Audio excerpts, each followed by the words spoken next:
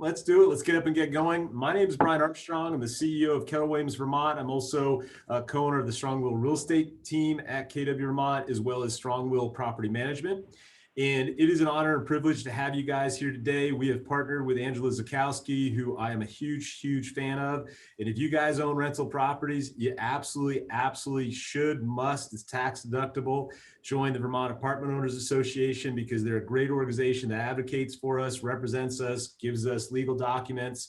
And this is one of the topics that I find very interesting, believe it or not, that more of us as landlords, real estate agents, do not know about. We've got two excellent, qualified, and very intelligent guests from the Vermont Department of Health, Amy Danielson and Chris Kinnick.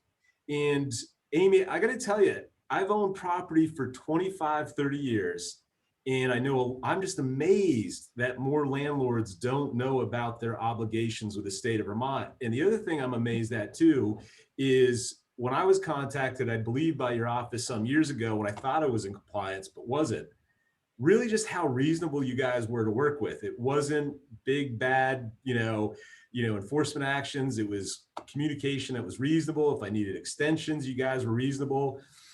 If you could do us a favor, help us be better community members and citizens, talk to us about our obligations as landlords and maybe some common misunderstandings about your program. That's interesting. I think, I know I'm aware that the knowledge around the lead regulations could be increased. And so we're looking to do more outreach and actually get the word out that we're here to help people, so, I guess, I've been with the program now for almost 2 years. Chris has been with the program a bit longer. Brian, that I actually have rental properties in Burlington. So I've been on the other side of this conversation, so I know exactly what you mean about, these regulations are not simple, right? They're somewhat complicated, and so I think we want people to know they can come to us and ask us questions, and that we fully understand that people need help to know what's the right thing to do. So, yeah, I guess to maybe misunderstanding that we'll regulate aggressively and more trying to get the word out that we're actually here to help. Chris, can you think of anything? Well, I mean, we very much would like to have conversations about lead law compliance as far upstream as possible, whether they be amicable conversations or sometimes a little heated, but it's all about prevention. And we'd rather somebody pick up the phone or send us an email, let's say when they're ready to acquire a property or they have questions about their obligations under the lead law. What's less pleasant for everybody and doesn't build goodwill is when we have to respond to a non-compliant property, and probably the worst case scenario if there's a poisoned child as a result of housing conditions. So the further upstream we can be, I think it's a win for everybody. And as Brian was saying, being reasonable is the name of the game. I mean, it's not a perfect world. It's difficult owning property, certainly rental property.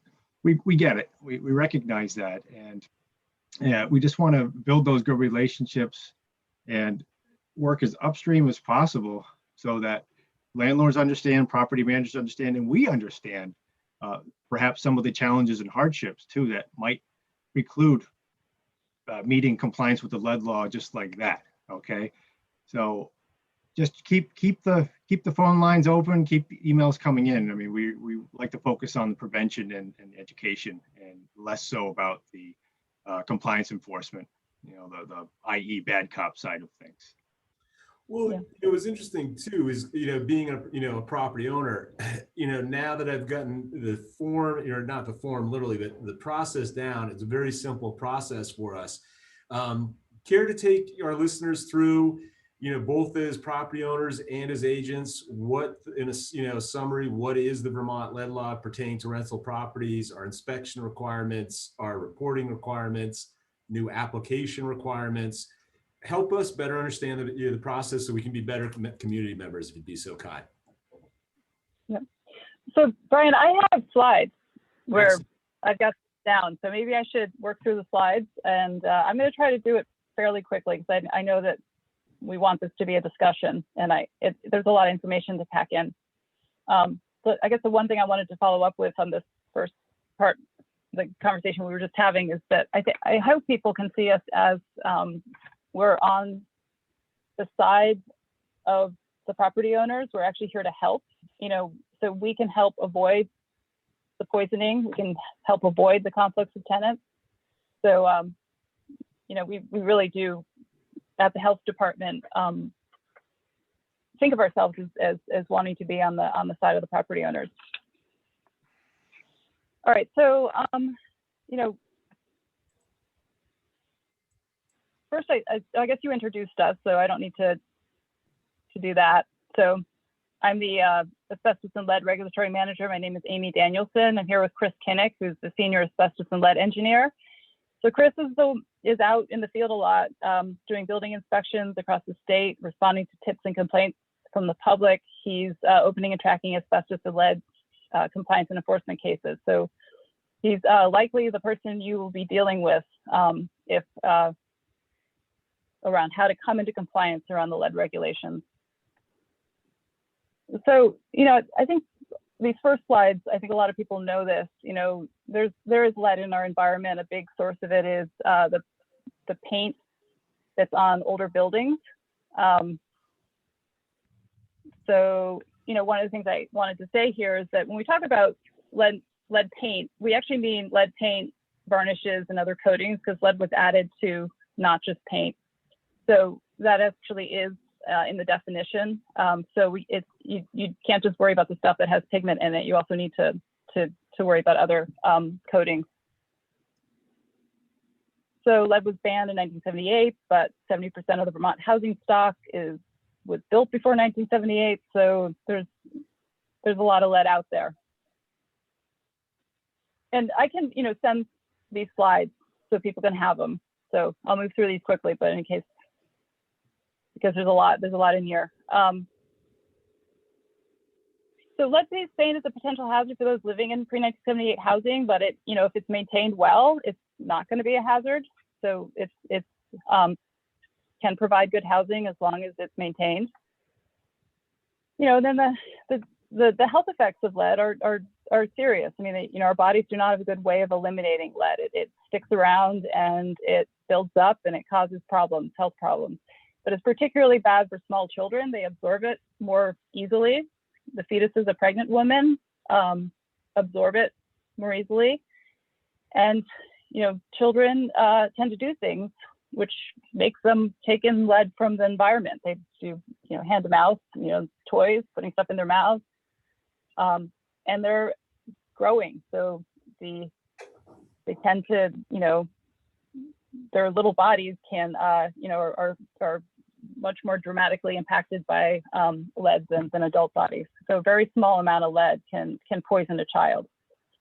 When we train in the EMP classes, the trainer there says, the amount that's smaller than a penny can poison a child. And you think about how easily a child can take in a penny's worth of paint in a rental property that's not well maintained.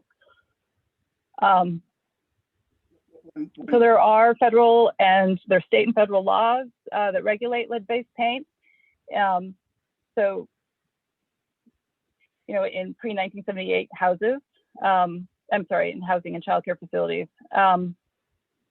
which are intended to protect health, and a lot of them, the motivation behind them was to protect children, but the laws apply to housing, rental housing, childcare facilities, all rental housing, whether or not they're rented to children or not. So the Vermont lead law requires that essential maintenance practices are performed by a certified person on pre-1978 rental housing and childcare facilities. The federal renovation, repair, painting rule requires RRP certification and firm licensure when work is performed on pre-1978 housing, not just rental housing, and child occupied facilities when work disturbs a certain amount of surface. So the RRP threshold is 6 square feet of interior paint per room and 20 square feet of exterior paint on the outside of a building. So why don't I stop here? This is one that usually, so we've got our state rule or state law, the Vermont Lead Law, which is the essential maintenance practices, which applies to rental housing and childcare facilities. And you got the federal rule, which applies to all housing. And in both instances, it's pre-1978 housing and childcare facilities. So with the RP, it is all housing, whether it's rental or not. The essential maintenance practices, you know, there's a certain amount of, well, anyway, maybe I'll hold off on that too. Are there any questions? See, I only Chris, you want to jump in? Okay. we have a COVID question. Yeah, which we'll save at the end. Okay, this is a lot to unpack, so definitely ask me questions. Okay, so both EMP and RP trainings train on lead-safe work practices, but there are prohibited work practices that cannot be used no matter what the building is used for, because they are likely to distribute lead into our environment. So on this slide, if you look at the lower section of it, never use prohibited work practices. These are things that no matter what, do not do. And then the upper half of this slide is what you will be trained to do if you get an EMP certificate or are RP trained.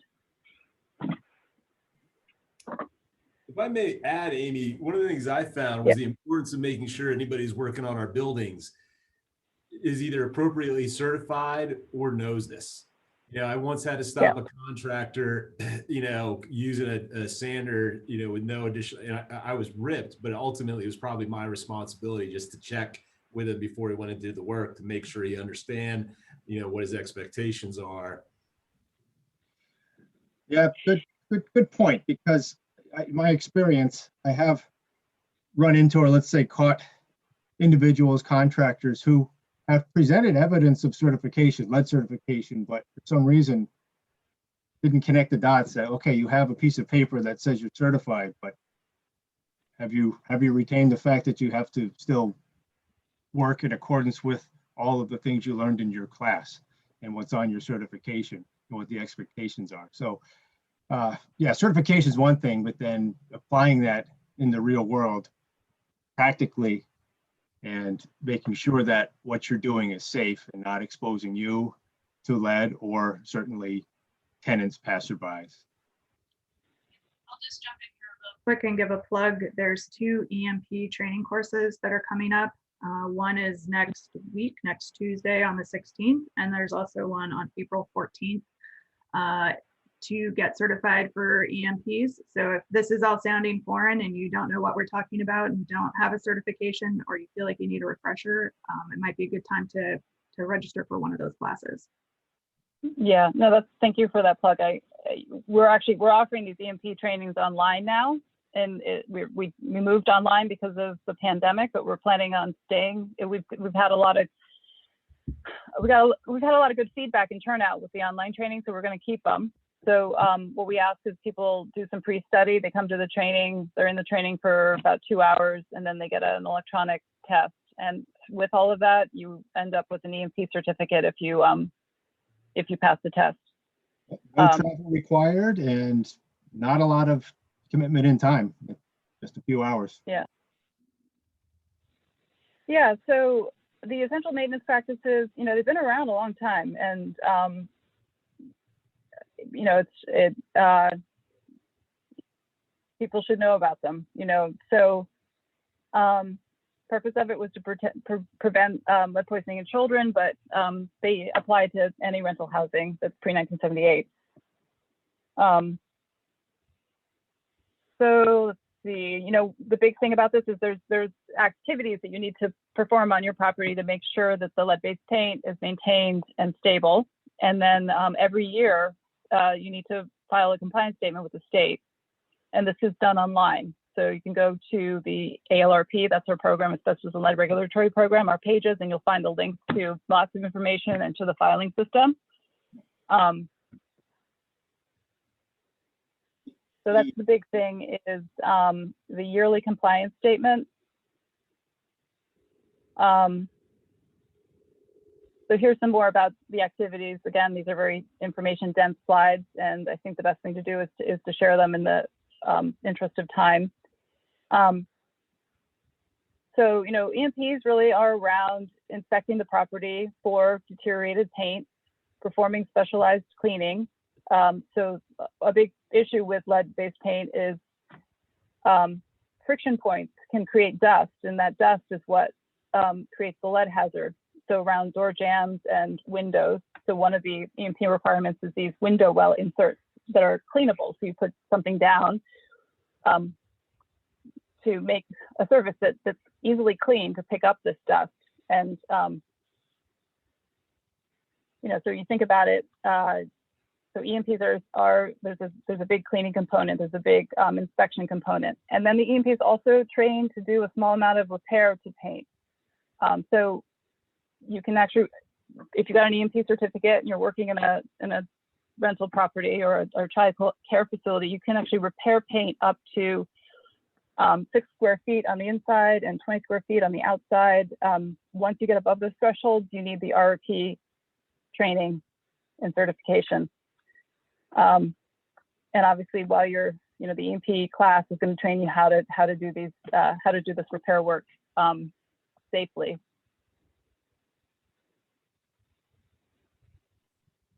Amy, All right, so you can become EMP certified. I'm sorry?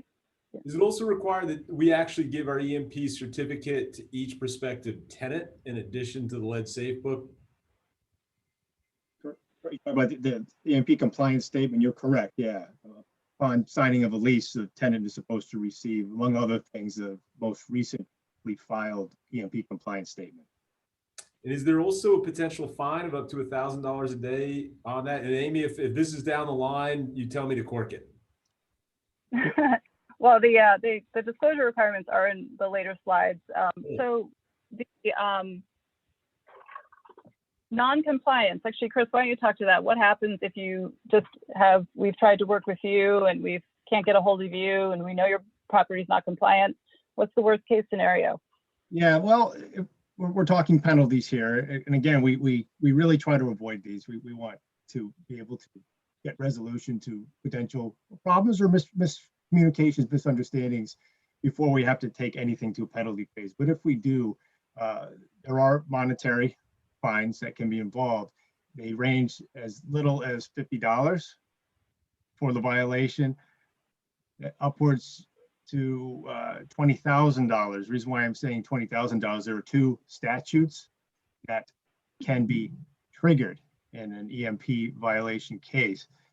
One being the lead law, and the maximum penalty is $10,000, and consumer law as far as possible fraud, that's $10,000 as well. So in short, the range is $50 to $20,000, but you know that varies.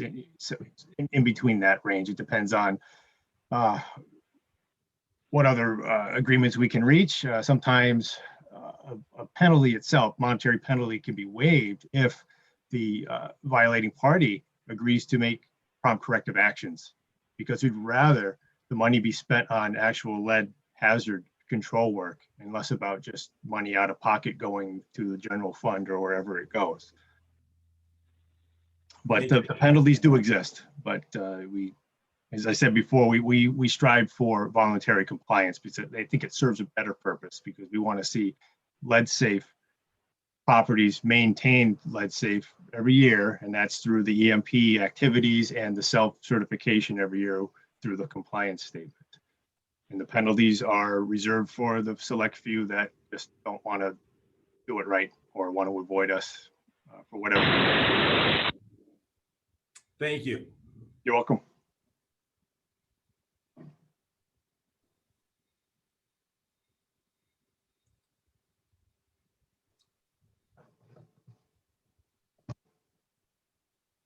Seems like, Amy, we might have lost your audio for a second. Yeah, I heard a loud hissing sound a moment ago. I wasn't sure if I was getting booed and hissed or it was just a technical glitch. I don't know, Chris, you might be up here with the slides Okay. while we're waiting for Amy to get her Sure, audio sure. back. I can take over from here. So, and we had mentioned earlier that taking this EMP training, if you haven't done so before, or as Angela stated, if you're interested in a refresher on the law and what your obligations are, these online trainings, $10 registration fees, that's basically pennies. And I'm telling you, it's less than 4 hours of your time. And now that they're online, you don't need to get into a single vehicle, park yourself in a comfortable chair, have a good internet connection, and you're ready to go. Yeah, sorry about that. My phone dropped. All good. Thank you, Amy. Okay, so Amy, I just finished up on the explanation of the online EMP training. okay. Okay, so do we do a recap of EMPs, which is, if you've got 1978, pre-1978 rental housing, and it also includes childcare facilities, but I don't think that's our audience today. You need to do certain things with your property to make sure it's lead safe, and you need to send a compliance statement to the state. And this filing system is actually available to the public to go and look up properties. So the RRP regulation, so this is the federal regulation. This comes into effect when a certain threshold of paint is being disturbed on a pre-1978 housing. So again, this includes not just rental properties, but work done for compensation on any housing that's pre-1978. And it also includes child occupied facilities, but I'm going to stick to speaking about housing. So as Brian was saying, sometimes when you're hiring someone, whether they're certified or not is not entirely clear to do RRP work. So we really recommend that you go to the EPA website and look up and make sure that the contractor you're about to hire has an RRP firm license.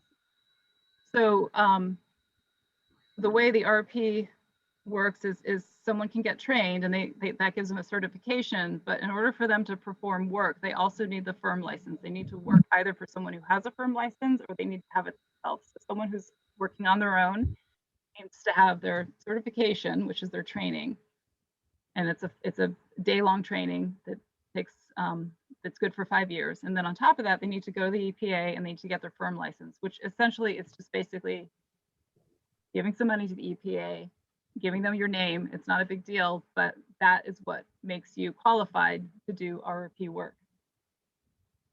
So I think the important thing to recognize here is this is not just when you're hiring painters, this is when you're hiring an electrician or a carpenter who's going to be disturbing more than square feet per interior room, or 20 square feet per exterior surface. So anyone disturbing the painted surface needs to be trained. And again, it's really easy to look someone up on the EPA website. I've got it in the slides. And if there's any question about this, please give our office a call and we will gladly help you identify who's actually RRP certified to do the work.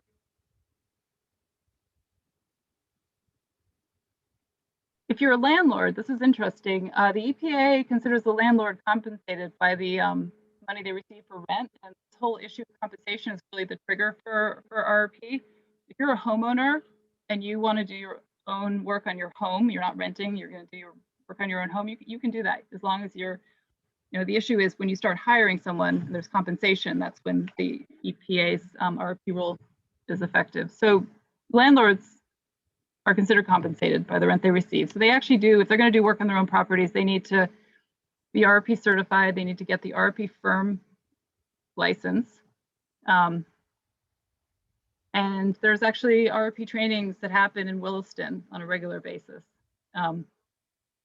So you can see those on the Lead Safe Vermont website.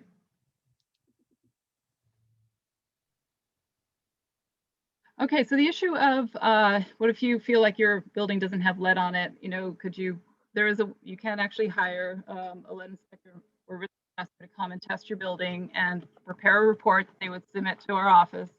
And we would look at that report and determine if it passed muster. And if it does, then you would be added to a list of properties that's certified lead-free. So this would be necessary for property that's built pre-1978. This is not something that we recommend. Just the likely, I don't know, Chris, do you want to say more on that? Or I can. Well, the first reason why it's not always recommended, it can be expensive. Uh, we're the program who licenses lead inspectors and risk assessors. It's a very, very small group. It's specialized. A lead inspection will typically cost anywhere from 500 to into the thousands, depending on the size of the building and complexity. A lead inspector or risk assessor uses state-of-the-art equipment. They don't use, and as you can see, sort of in the middle of the slide here, they don't use or are not supposed to use your 3M check kits, chemical swab kits. They're perfectly legal, but they don't mean, I'll be colloquial here, they don't mean a hill of beans as far as we're concerned, because they're not all that accurate. They haven't proven themselves. So the risk assessor or lead inspector will use an X-ray fluorescence analyzer. It's a very high-tech tool. It usually costs about $20,000 plus. There's a lot of maintenance involved. It has a radioactive source in it. So that increases the amount of maintenance cost for the inspector or risk assessor. And there's a systematic approach that the risk assessor or lead inspector has to go through. They have to follow federal HUD guidelines. So it's not just a quick, okay, let's test a few surfaces and we're done. They have to maintain accurate calibration logs. They have to cross all their T's and dot all their I's to be darn well certain that they have done a thorough enough job in accordance with standard practices so that they can reach a conclusion, if they don't find any lead-based paint, that yes, the building is truly devoid, free of lead-based paint. The second reason why it's not always advisable to test, the older the property is, the higher the chances you're going to find lead-based paint somewhere. It's just the way it is. Lead-based paint was used extensively, I would say prior to 1960. However, it was still used and manufactured up until at the end of 1977, when the actual ban went in place. A lead-based paint inspection may have some merit and be completely worth the cost if one owns a property that was built in the mid-1970s. As we get closer to that 1977 ban, 1978, we're at the end of 1977, the higher the likelihood there's likely not lead-based paint, but still that has to be proven through an inspection by a licensed risk assessor or inspector. So I've seen it used. Let's say a building built in 1975, the owner spent the money for an inspection, and they were able to prove that, I know that there's presumed lead, but I'm so close to the 1978 cutoff that I'm going to have it tested to prove it. And they received their EMP exemption, and problem solved for them. So just, word to the wise, it's better to presume that you have lead-based paint, because sometimes if you undergo the cost and time that's expended in a lead-based paint inspection, you're not going to get the answer you want. They might not find lead in every single coating, but they're going to find them in enough. And if it's just one component, guess what? It's still subject to EMP and the lead law. You can't. Is the EMP, I know we have to do it once a year, but is there, one of our participants texted me and asked, is this something we also have to do at time of sale? Well, possibly not. As long as, I'm being consistent with the statute here, as long as EMPs were performed and the EMP compliance statement was filed within the last 365 days, technically, you don't have to do additional EMP work. Because that EMP compliance statement, again, as long as it was filed within the last 365 days, is self-certification that the property is meeting compliance. I mean, there might be some negotiation points in a real estate transaction, which, puts some impetus on the seller to have some EMP checks done at the request of the buyer or buyer's agent, perhaps, but nothing in our law that says before you sell, you have to do EMPs again. You just have to verify that they have been done, that you have a current compliance statement, that you disclose that to the buyer or the potential buyer. And I might volunteer any consumers listening, first and foremost, talk to a real estate agent.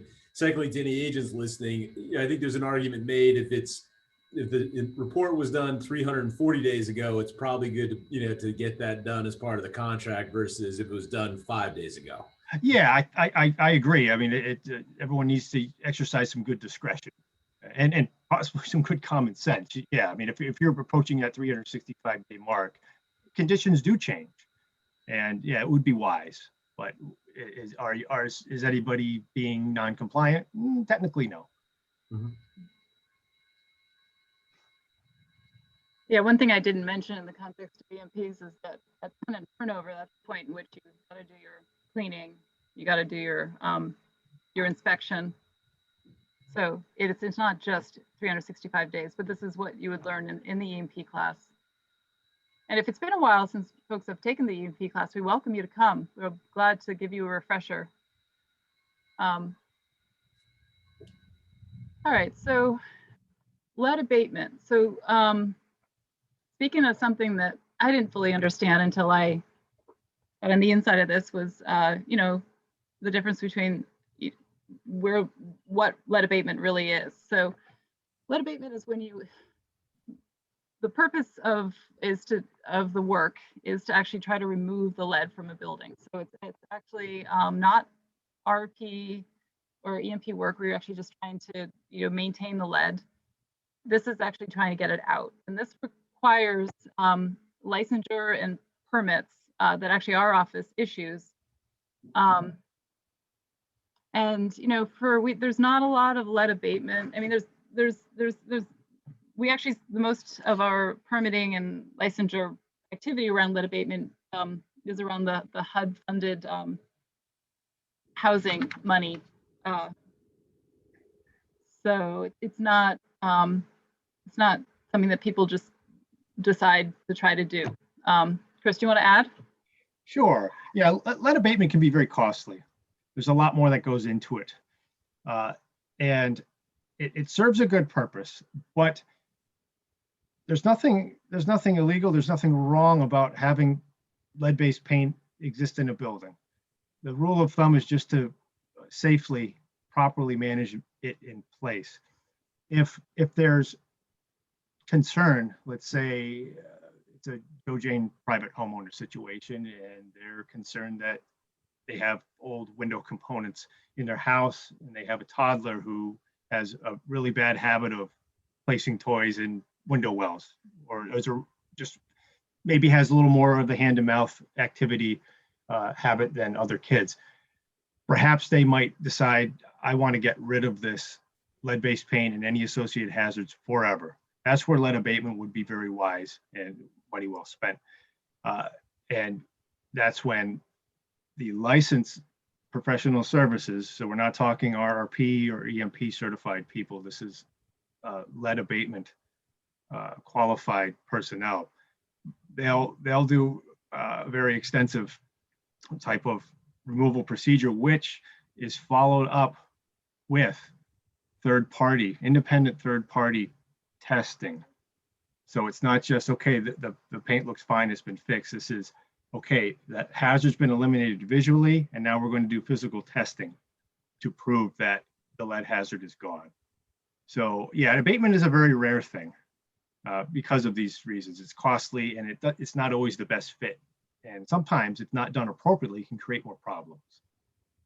I've seen sold one of my father's apartment buildings, rest his soul, and he was lead certified. It was almost more, there was lead free certified. It was almost more confusing. You know, so I take it you probably are guess. I'm going to guess there's what, less than 10% of the properties, you know, out there certified lead free pre-78. Yeah, that's a good estimate. I couldn't cite you or pinpoint you a dead on accurate number, but I think that's a good guess. It's impossible, especially the older a building is. It's next to impossible to eliminate all lead, and there's nothing wrong with that. It's just it's the nature of the beast, and also the lead that exists in paints and coatings, over time it will leach into the substrate, generally a wooden substrate. So even if you scrape off every iota of paint, you're still going to have some amount of lead concentration in the substrate. So it tends to want to hang around. I mean, there's a good reason why lead was put into paints and other things. Sometimes the expression goes, the bad stuff is good, or the good stuff is bad, excuse me. Lead preserves the paint. It helped it dry a lot quicker. it prevented mold and mildew from growing because no living being that I know of, whether it's a person or mold or moss, wants or needs lead in their system. It's not essential like calcium or other metals or minerals. So yeah, so abatement is, it's kind of a, it's a strange one. It serves a purpose, but it's kind of reserved for certain situations. It was a flame retardant too, wasn't it? I wouldn't be surprised. I know asbestos was, but lead had a lot of applications, a lot of desirable properties, despite the health ramifications that can exist if not handled or respected. I have heard too that Vermont has some of the most leaded real estate in the nation based upon our age. You know, Yeah, old housing stock, about 70% plus or minus of homes in Vermont are pre-78. And many of those are pre-1960. So yeah, you're talking like the high likelihood of lead in at least the original trim, exterior, floors, things like that. Windows for sure. Mhm. Okay, so residential rental real estate transactions and lead disclosure requirements. So I want to talk about the disclosure requirements that are specific to Vermont with around rental properties. So there are lead disclosure requirements for when non-rental housing is sold, and those are federal, which we could touch on that a little bit, but I wanted to definitely address the extra layer that Vermont has on top of disclosure. So it is it's in statute that prior to the time of sale of rental housing, the real estate agents, sellers, and other transferors of title must provide the buyer or transferee with educational materials approved by the commissioner. So we actually on our website have 4 items that we would like provided by real estate agents, sellers, and other transfers. And so I have to say this language is actually directly from the statute. I guess all 3 need to do it, but you know what? If I were one of those people, I would do it, right?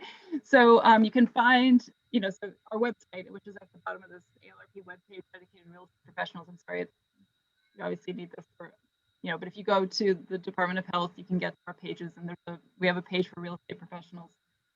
And then the seller has disclosure requirements. So prior to the time of purchase and sales agreement is executed, the seller must disclose whether EMPs have been performed, and provide a current EMP compliance statement if it exists. And then this form, we actually have a form which for rental properties needs to be completed by the seller and the buyer, and the seller needs to make sure that form gets to the Department of Health. So the form has on it an address. It can be emailed to us. It can be mailed to us. So that's something that actually needs to be given to us. That's not true when just non-rental housing is sold, but with the rental housing, we need to get that form.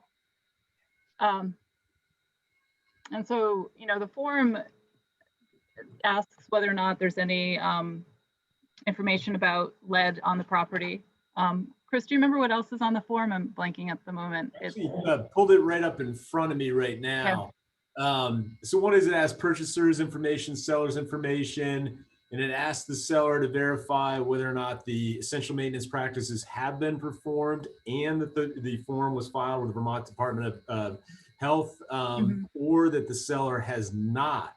And then I think a key thing too that most of the agents on here want to be aware of is any buyer, as I understand this, any buyer who buys a property knowing that the property is not currently compliant with the state regs has 60 days to bring it into compliance. Correct me, Amy or Christopher. Hopefully it sounds like a responsible landlord because I know some of this stuff. You know it to a T. You're spot on with your response. Yeah. Now the other thing for any agent on here too, which is really important, is it asks if the seller is subject to an assurance of discontinuance or a court order administrative order. Now, for example, I consider myself a good landlord. One building, because we own a bunch, got through the cracks. I did have either administrative order or something that I had to deal with, not as a sale of a building. But anybody who receives one of those, they'll know it because it's got that scary little seal from the state of Vermont on it. That's right up there with the IRS and Department of Taxes. You know, we try not to generate mail that people don't want to open. That works against us. So maybe we can use you as a test. Would you open this? Put a little smiley face in the left-hand corner of the envelope. Sorry, bad joke, people. Sorry. Trying to keep leads somewhat exciting. Right, exactly. Thank you. Yeah, again, we encourage you to look around our web pages. So yeah, Chris, do you have anything else you want to add to this topic? I think. No, I thank you, Brian, for the extra summary of a slide. I think you hit all the other aspects of that disclosure form. I will mention something though. Unfortunately, it's not too uncommon for this disclosure form not to be filled out or not to be sent to us. And we've been in situations countless number of times. Here's a good example. We've had a non-compliant property, EMP non-compliant property. We may have even gone through enforcement action, possibly with some resolution, or we kind of went into a bit of an abyss. And we were waiting for some kind of response or something from the current owner that we were aware of, that the property was getting into compliance. Time passes and then we get a complaint, let's say from a tenant or from a neighbor, or we have a for cause reason to investigate a property and we say, oh, wait a second. I remember this property. I don't know this owner. Oh my gosh. A previous owner who we had an enforcement action against sold this property. And then when we reach out to the new owner, it's as if we blindside them out of left field because their response is, I knew nothing about this and I didn't know that. And furthermore, I didn't know that the previous owner had been under an enforcement action. Please help me. So that's where it breaks down. If this disclosure isn't filled out and that the buyer doesn't realize that if they sign it, first of all, hopefully they read it, that they are essentially assuming the EMP responsibilities, whether that's just the ongoing maintenance of the property or continuing to resolve a previous EMP violation. So, and if that's not sent to us, we have no idea about it, and it complicates any type of enforcement resolution that we were trying to get in the first place. So it's a very important piece of paper. It kind of slips under the cracks, unfortunately. Yeah, two thoughts, three different thoughts. One is for our real estate agent participants. The form is, for those of you who are Realtor members, lead paint rental property EMP verification. It's probably, and I hate to say it, one of the most overlooked forms, that I think in our transactions. Amy and Christopher, and really appreciate you guys educating us today on how to be better community members. This might be a good course to get some free CE for the agents and make sure this piece is included. Mm-hmm. The other thing, you probably are steps ahead of me, probably get it to the Vermont Bar Association, because while I get miffed that agents aren't aware of it, I respect, I own property, so it's, as you can tell, top of mind.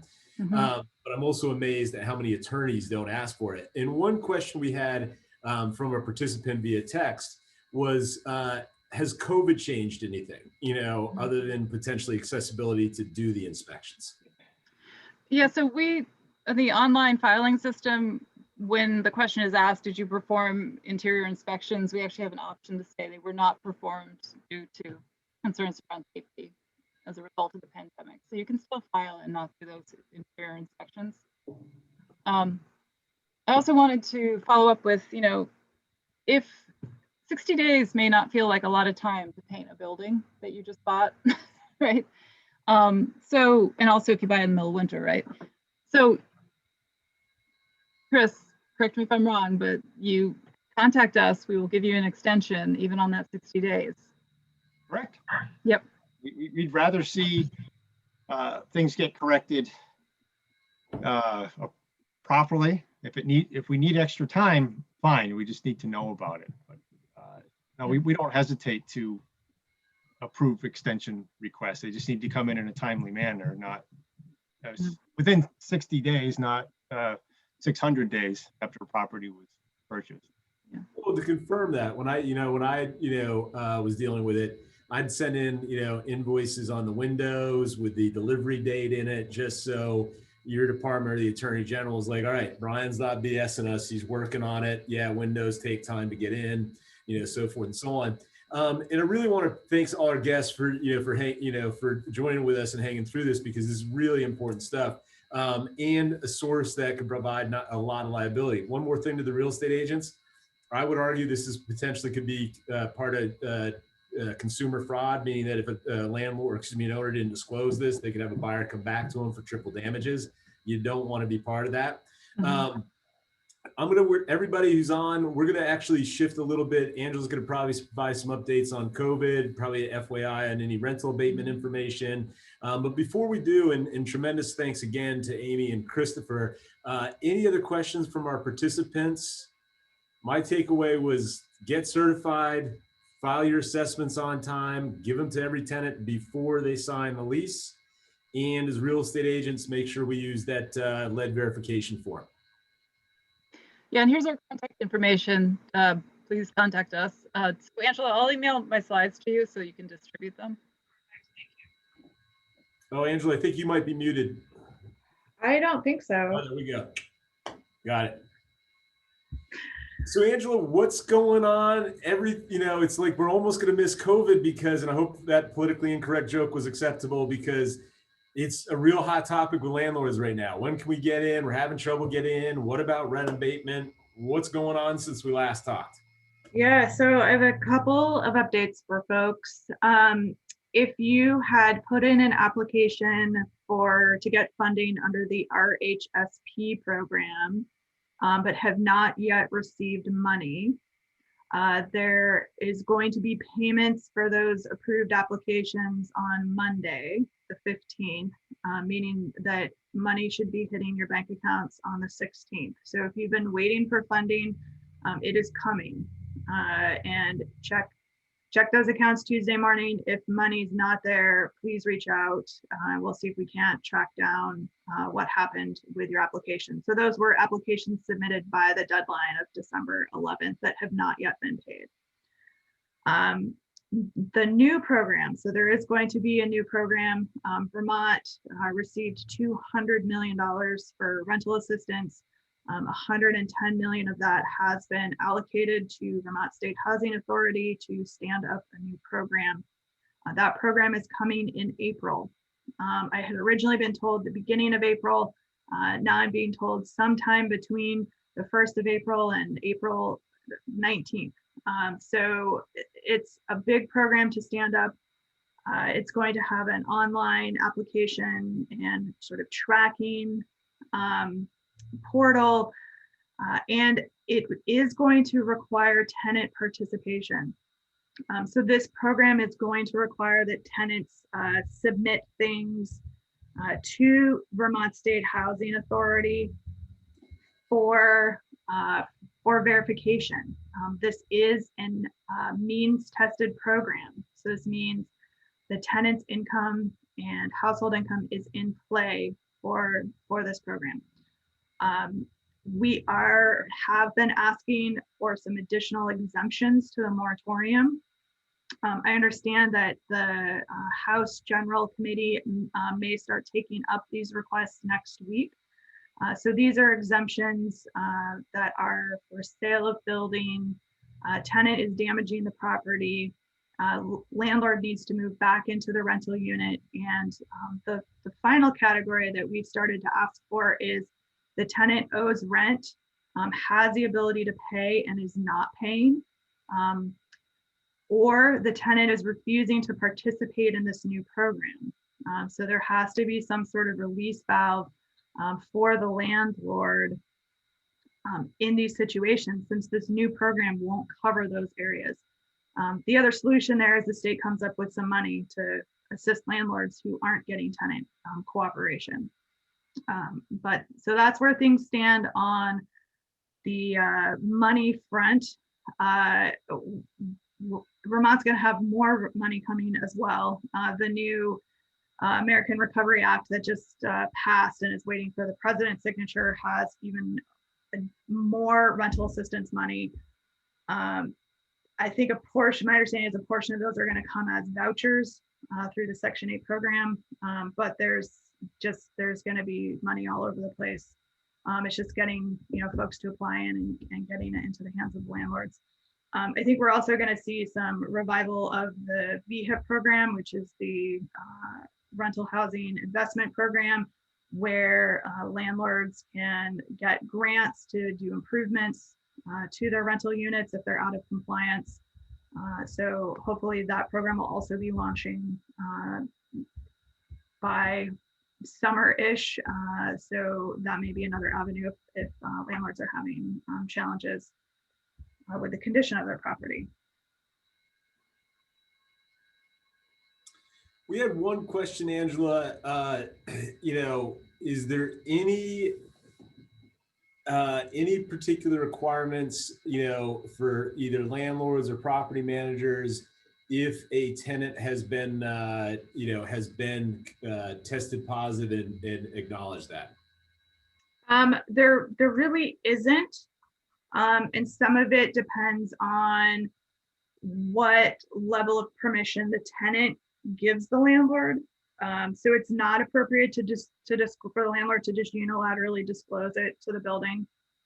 If the tenant gives you permission, that's fine. I would be very cautious about, the tenant in unit 3 is tested positive. That doesn't really help anybody. If you have had a positive test in your building, I would step up your cleaning protocols and common areas. Revisit your signage, reminding folks to wear masks and social distance in the common areas. And that's really sort of as good as you can get in terms of managing this. That last one's a great suggestion about it. Just another sign in a common area. I actually very candidly hadn't thought of that. Makes a lot of sense. That makes a lot of sense. Yeah. To any of our participants, we got a few more minutes. We appreciate everybody's time, and we look forward to continuing these series. What other questions do you have for either our two guest panelists, which we're grateful to have, or Angela or myself?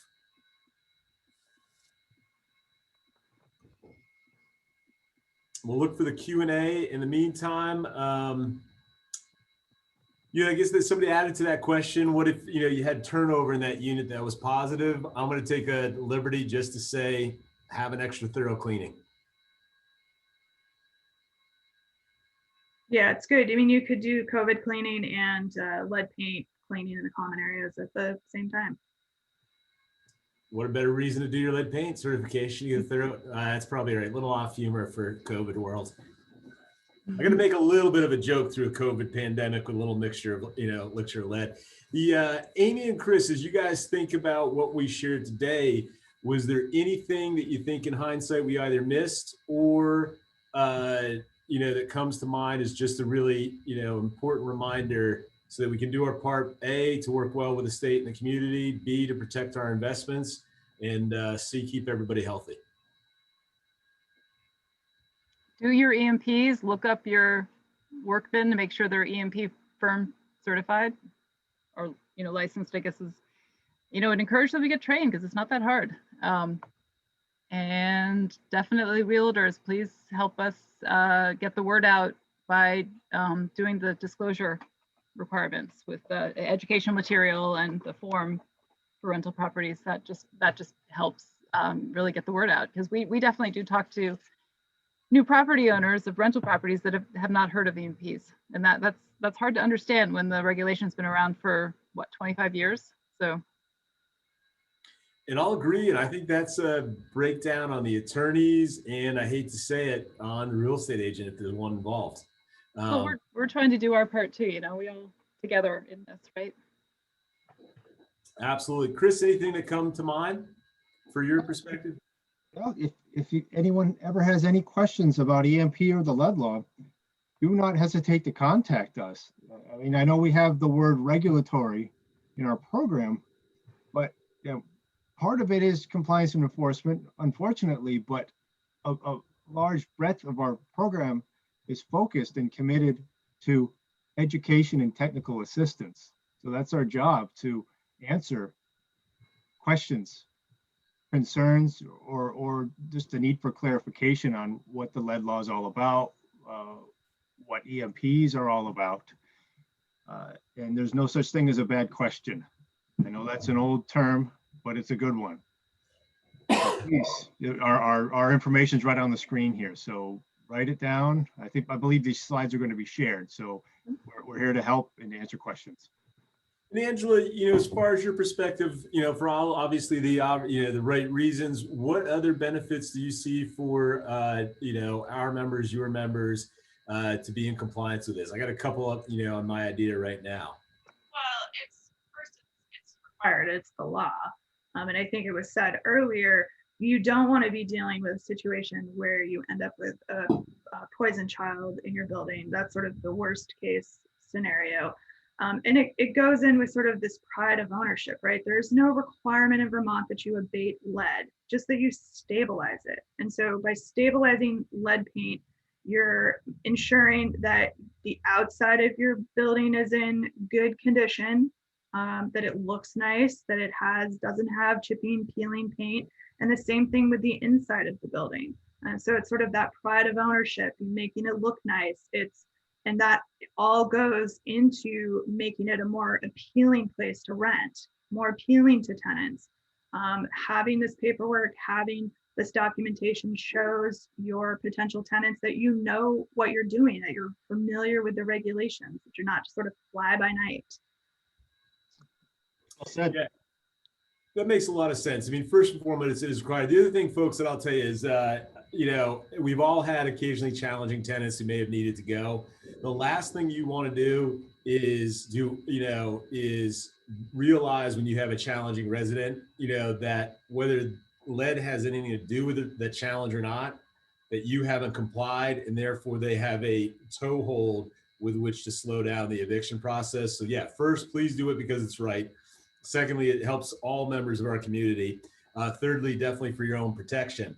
And with that being said, too, we're just about 1 o'clock, so we're extremely grateful for everyone participating. I can't stress enough, many, many thanks to Amy and Chris for joining us today. Angela, for all that you do on behalf of property owners. Can't stress enough, if you own a building, you need to be involved with the Vermont Department of Health Association, and everybody has questions for us. You can find us at allburlingtonhomes.com or on our Facebook page, Strongwell Property Management, Strongwell Real Estate Team. Next month is Fair Housing Month, and we've got some great stuff coming up. For those who you didn't know this, but Vermont, I'm sure I'm going to get the name of Human Rights Commission. Also another great regulatory body to work with. Had a challenge years ago. They were actually fantastic. So I encourage you to be there, to better our understanding and our ability to provide fair housing. As well as Angela, you'll probably have another juicy update for us on everything COVID and rental properties. I absolutely will. I'm hoping by that time we will completely know what's going on with the program. The program will have launched. I'll be able to give you some, in-depth details about that. And I think for our May seminar, that's what we're going to focus on, is that process and that application. So we have some good topics coming up for all of you the next couple of months. Excellent.